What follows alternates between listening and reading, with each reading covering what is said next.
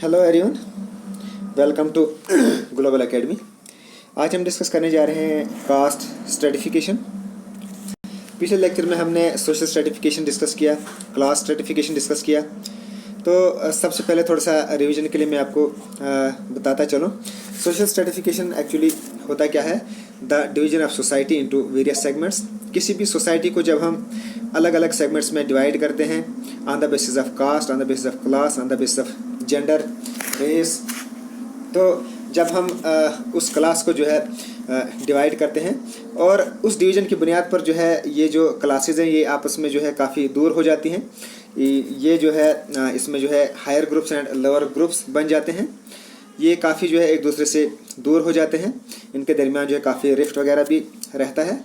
So they are divided into various segments on the basis of their position. इनकी जो है कुछों की higher position रहती है सोसाइटी में और कुछों की लोअर पोजीशन रहती है। तो इस तरीके से जो ये सोशल स्ट्रेटिफिकेशन बन जाता है सोसाइटी में। तो इसमें जो है जो क्लास स्ट्रेटिफिकेशन है ये यूरोपियन कंट्रीज़ में ज़्यादा होता है। वहाँ सोसाइटीज़ को जो है on the basis of class divide किया जाता है, हायर क्लास, मिडिल क्लास और लोअर क्लास, यानी on the basis of there wealth. जिसके पास ज़्यादा वेल्थ रहती है वो हायर क्लास के लोग माने जाते हैं, जिनके पास थोड़ी सी कम दे आर मिडिल क्लास, और जिनके पास जो है बिल्कुल ही कम जो है वेल्थ रहती है, बिल्कुल कम उनकी पोजीशन होती है, बिल्कुल छोटा उनका स्टेटस होता है, they are called lower classes. और इनके दरमियान जो है आपस में काफ़ी रिफ्ट रहता है। इतना रिफ्ट रहता है कि वो जो है एक दूसरे के नज़दीक नहीं आना पसंद करते हैं। एक दूसरे से शादियां वगैरह, एक दूसरे के का जो जितने भी सोशल एक्टिविटीज़ हैं उनमें जो है वो एक दूसरे के साथ मिलजुल कर ऐसा नहीं करते। ये जो है इनके दरमियान जो ये दूरियां बढ़ जाती है due to this social position. तो ये जो है क्लास स्ट्रेटिफिकेशन, जैसे मैंने पिछले लेक्चर में डिस्कस किया था, it is the characteristic of European countries. लेकिन हमारे इंडिया में जो है जो आज परसिस्ट करता है, it is the caste stratification. यहाँ जो क्लास स्ट्रेटिफिकेशन जो है इंडिया में बिल्कुल नहीं होता है ये, या अगर थोड़ा बहुत होता भी है बिल्कुल ना के बराबर। यहाँ जो एग्जिस्ट करता है वो सबसे ज़्यादा करता है कास्ट स्ट्रेटिफिकेशन। यहाँ जो है लोगों को डिवाइड किया गया है on the basis of their caste. खास करके जैसे इंडियन सोसाइटी में जो हिंदू पॉपुलेशन है उसका आपको सबको पता है, they are divided into various caste, higher caste, lower caste वगैरह। हायर कास्ट में आते हैं ब्राह्मण वगैरह और लोअर कास्ट में आते हैं शूद्राज वगैरह। तो इनमें जो है ये कास्ट की बुनियाद पर जो है ये सोसाइटीज़ डिवाइड हो गई हैं और इनके अंदर जो है काफ़ी आपस में बिल्कुल एक दूसरे के करीब नहीं आते हैं। ये हम देखते हैं थोड़ा यहाँ क्या लिखा है क्लास स्ट्रेटिफिकेशन के बारे में। हम अपना लेक्चर शुरू करते हैं। थोड़ी सी इंट्रोडक्शन मैंने आपको दे दी, एक आइडिया दे दिया, थोड़ा सा रिवीजन कराने की मैंने आपको कोशिश की। Caste is a form of social stratification characterized by endogamy. इसकी जो मेन करेक्टरिस्टिक है वो है एंडोगेमी, यानी ये जो शादी वगैरह करते हैं ये अपने ही सोशल ग्रुप्स में करते हैं, अपने से बाहर ये शादी वगैरह बिल्कुल नहीं करते हैं। और इसका जो ट्रांसमिशन है इट इज़ हेरिडिटी ट्रांसमिशन। ये जो है काफ़ी देर से यानी नस्लों से ये चलता आ रहा है, यानी दादा परदादा उससे पीछे भी जो है ये सब चीज़ें चलती। क्लास स्ट्रेटिफिकेशन में ऐसा नहीं होता है। क्लास स्ट्रेटिफिकेशन में क्या होता है कि एट द टाइम जब उसका बर्थ होता है, कोई अगर मान लो कोई आदमी जो है, कोई इंडिविजुअल जो है एट द बर्थ जो है अगर वो लोअर क्लास में है तो वो जो है अपने मेहनत की वजह से, अपने एफर्ट्स की वजह से जो वो स्टेटस चेंज कर सकता है, अपनी पोजीशन चेंज कर सकता है, अपनी क्लास को चेंज कर सकता है। लेकिन कास्ट स्ट्रेटिफिकेशन इसमें ऐसा नहीं है। क्लास स्ट्रेटिफिकेशन तो एक ओपन सिस्टम है, ओपन स्ट्रेटिफिकेशन। लेकिन ये जो caste stratification it is a close system.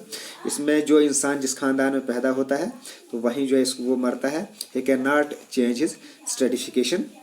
तो इसमें जो है ये इंडिया में जो है काफ़ी देर से ग्रो करता है। बहुत मतलब एंशेंट पीरियड से ये जो है ग्रो ये चला आ रहा है and it is persisting until today. The economic significance of caste system in India has been declining as a result of urbanisation. लेकिन economic significance of the caste system India has been declining. लेकिन अब जो है क्या हो रहा है कि आहिस्ता आहिस्ता जो है ये कास्ट सिस्टम जो है इंडिया में थोड़ा बहुत सारी जो ये आ रही हैं स्कीम्स वगैरह जो इनके लिए खास करके लोअर कास्ट के लोगों के लिए जो स्कीम्स वगैरह लाई जाती हैं उसकी वजह से अब थोड़ा बहुत इसमें जो है कमी आ रही है। Then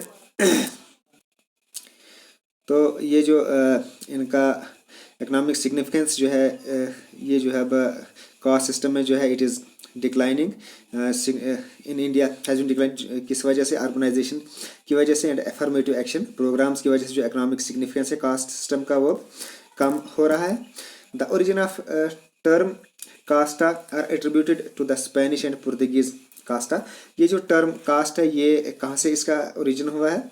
they are attributed to Spanish and Portuguese casta, यानी स्पेन और पुर्तगीज़ में जो है सबसे पहले ये टर्म यूज़ की गई थी। और इसका इनने यूज़ कब किया था? 1599 में, जिसका मतलब रेस, लीनिएज एंड ब्रीड है। When the Spanish colonised the new world, तो उस वक्त जो है क्लैन और लीनिएज के लिए जो है इन्होंने इस टर्म को, कास्ट को यूज़ किया था। तो उसके बाद जो है लेकिन इंडिया में जो है पुर्तगीज जब इंडिया में आए तो उन्होंने, जब वो इंडिया में आए, Portuguese who applied casta in primary modern sense when they applied into it to the thousand of endogamous heredity Indian social groups. जब वो इंडिया में आए तो जब उन्होंने यहाँ जो है हज़ारों एंडोगेमस ग्रुप देखे कि यहाँ जो है बहुत सारे ग्रुप्स हैं जो अपने ही ग्रुप्स के अंदर मैरिजेस वगैरह करते हैं, बाहर एक दूसरे बाहर जो है मैरिजेस वगैरह नहीं करते हैं। तो जब उन्होंने यहाँ ये बहुत सारे एंडोगेमस ग्रुप देखे तो जब वो पुर्तगीज़ कब आए थे इंडिया में? 1498 में। तो उस वक्त जो है पुर्तगीज़ ने ये टर्म जो है कास्ट का जो टर्म है यहाँ इंडिया में इस्तेमाल किया था। तो लेकिन इंडिया में जो है जो कास्ट सिस्टम को जो है वो यहाँ इसको जाति का नाम दिया जाता है, इसको जो है जाति कहा जाता है। और ये जो टर्म है इंडिया में, ये जो कास्ट सिस्टम का टर्म है जिसको यहाँ जाति कहा जाता है, ये हज़ारों साल से जो है चला आ रहा है। और इसका जो है हिंदू टेक्स्ट जो है इसका मिलता है, जो हिंदू किताबों में जो है इसकी जो टेक्स्ट मिलता है वो लगभग 1000 BC से चला आ रहा है, यानी 3000 साल जो पुराना टेक्स्ट है उसमें भी जो है ये चीज़ें मिलती हैं। तो उस वक्त जो था ब्राह्मण, वो जो सोसाइटीज़ थी उस टेक्स्ट के हिसाब से जो यहाँ 3000 पुराना जो हिंदूज़ का टेक्स्ट मिलता है, उस वक्त क्या है कि ये जो सोसाइटीज़ हैं हिंदू सोसाइटी, इनको 4 हिस्सों में डिवाइड किया गया। ब्राह्मण हो गया एक समाज जिसमें टीचर्स, स्कॉलर्स और प्रीस्ट आते हैं। Then Kshatriya, warrior and noble classes आते हैं। वैश्याज जो है ये एक और क्लास है जिसमें ट्रेडर्स, फार्मर्स और आर्टिसंस आते हैं। देन शूद्राज, इसमें आते हैं लेबरर, सर्विस एंड प्रोवाइडर्स। लेकिन बाद में जो है the text do not mention any separate untouchable category in the varna classification. लेकिन ये जो टेक्स्ट है इनके बारे में, इन कैटेगरीज के बारे में टेक्स्ट में तो मिलता है, लेकिन उनके दरमियान जो है जो अनटचेबिलिटी जो आजकल चल रही है ये इन टेक्स्ट में कहीं नहीं मिलता था। उस वक्त जो थे बेशक अलग अलग क्लासेस थी, लेकिन वो सब लोग जो थे, ये तमाम लोग जो थे बिल्कुल आपस में बहुत अच्छे तरीके से प्यार मोहब्बत से रहते थे। लेकिन वक्त के साथ साथ जो है इनके अंदर जो है दूरियां बढ़ती गई, और ये दूरियां जो है ऐसा ऐसा इतनी बढ़ गई कि ब्राह्मण जो है इनकी एक अलहदा क्लास बन गई, क्षत्रियज की अलहदा क्लास बन गई, वैश्याज की अलहदा क्लास और शूद्राज की अलहदा क्लास बन गई। और ये जो है इतना दूर हो गए आपस में कि उन्होंने जो है बाद में आहिस्ता आहिस्ता जो है ये एंडोगेमस सिस्टम इसमें आ गया। ये आपस में जो है बिल्कुल एक दूसरे के साथ मिलना जुलना इनने छोड़ दिया। इनमें जो है सुपीरियरिटी और इन्फीरियरिटी कम्प्लेक्स जो है बहुत ज़्यादा आ गया।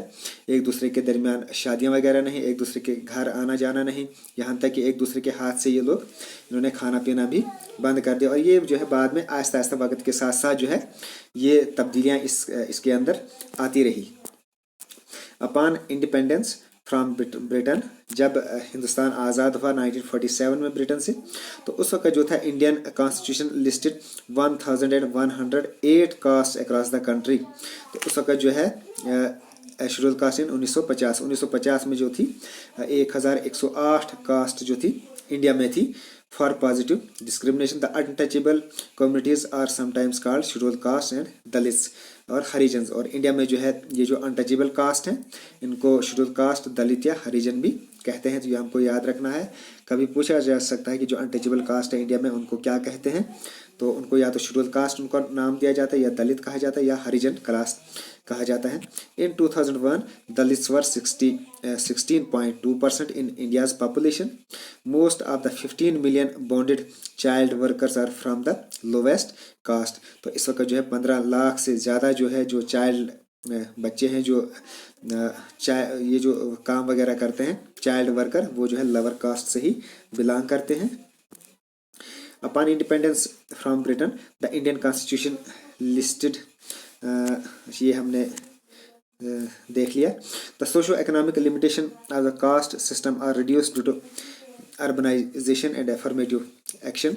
तो जो सोशो इकोनॉमिक लिमिटेशंस कास्ट के अंदर थी वो अब आहिस्ता आहिस्ता जो है कम हो रही है अर्बनाइजेशन की वजह से और एफर्मेटिव एक्शंस की वजह से ये अब जो है कम हो रही है। Nevertheless the caste system still exist in endogamy and patrogamy, लेकिन ये जो है कास्ट सिस्टम जो है ये एंडोगेमी के एतबार से और पेट्रोगेमी के एतबार से अभी भी जो है एग्जिस्ट करता है। And thrives the political of democracy where caste provides readymade constituencies to the politicians.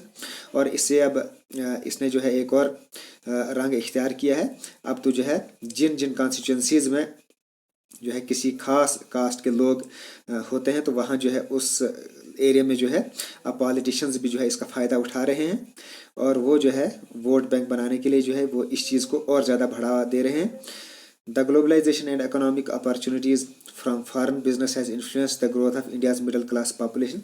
जो ग्लोबलाइजेशन जो हमारे इंडिया में जो 1992 में जो खास करके लिबरलाइजेशन इकोनॉमिक लिबरलाइजेशन वगैरह जो शुरू हुई उससे जो है मिडिल क्लास पॉपुलेशन में जो है काफ़ी उसका फ़ायदा हो वो जो है अब ग्रो कर रही है। Some members of Chhattisgarh Porter caste community are middle class urban professionals and no longer Porter, unlike the remaining majority of the traditional rural Porter members।